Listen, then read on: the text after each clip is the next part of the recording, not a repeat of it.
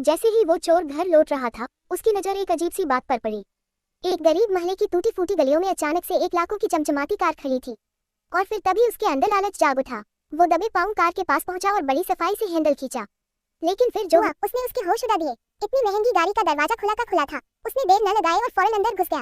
लेकिन उसे क्या पता था कि उसने एक पैर सीधी मौत के दरवाजे में रख दिया है। कार के अंदर वो जल्दी जल्दी कीमती चीजें ढूंढने लगा। जैसे ही वो बाहर निकलने की सोच रहा था, तभी दरवाजे अपने आप लॉक हो गए। उसने आगे पीछे सब दरवाजे खींचे पर कुछ नहीं खुला।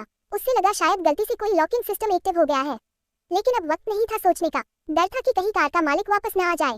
थोड़ा ठंडा दिमाग लगाया, फिर अपनी जैकेट उतारी, मुट्ठी में बांधी और कांच तोड़ने की कोशिश की। पर कांच तो जैसे लोहे का बना हो, कोई असर ही नहीं पड़ा। तभी कार की स्क्रीन पर एक फोन कॉल आया। वो तो चोर था। डर के मारे कॉल उठाने की हिम्मत नहीं हुई। मजबूरी में वो पीछे वाले हिस्से में गया और वहां से एक भारी भरकम औजार निकाला। लेकिन उस कांच पर तो जैसे ताला पड़ा हो, कोई असर ही नहीं। असल में ऊपर लगे कैमरे से उसकी हर हरकत रिकॉर्ड हो रही थी। घबराया हुए उसने दरवाजे का पैनल खोलने की कोशिश की। हाथ कट गया, लेकिन उसने परवाह नहीं की। वो बस एक ही बात सोच रहा था, किसी तरह यहाँ से बाहर निकलना है। लेकिन जब पैनल खोला तो अंदर से लोहे की मोटी प्लेटें निकल आईं, जिससे कुछ करना नामुमकिन था। अब उसे याद आया उसके पास मोबाइल है, लेकिन कार के अंदर कोई नेटवर्क ही नहीं था। जैसे ही स्क्रीन पर फिर से कॉल आया, बहुत सोच विचार के बाद उसने कॉल उठाया। उस तरफ एक बूढ़े आदमी की आवाज आया, जिसने खुद को इस कार का मालिक बताया। बोला, अगर मैंने चोरी की है तो कानून मुझे सजा देगा। आपको मुझे कार में बंद करने का कोई हक नहीं है। पर बूढ़ा हंस पड़ा और फिर जो हुआ, उसने चोर को तड़पा दिया। सीट के नीचे लगे बटन से उसने उसे कट मार दिया। अब चोर गिड़गिड़ाने लगा, माफ कर दो, मुझे जाने दो। बूढ़ा बोला, अब तक मेरी कार 8 बार तोड़ी जा चुकी है।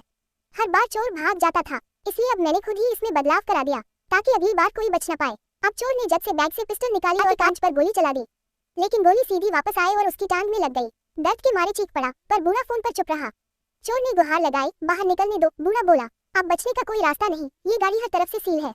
आवाज बाहर नहीं जाएगी और ना कोई सिग्नल आएगा। जो तू झेल रहा है वो तेरा पाप है। अचानक से कार के बाहर एक लड़की गुजरी। चोर ने जान बचाने की आखिरी उम्मीद समझकर जोर जोर से कांच पीटा, हेल्प हेल्प हेल्प। लेकिन तभी उसने देखा कि उसकी चोटों पर पट्टी बंधी हुई थी। वो हैरान था, अगर ये मुझे सजा देना चाहता है तो ये मेरी देखभाल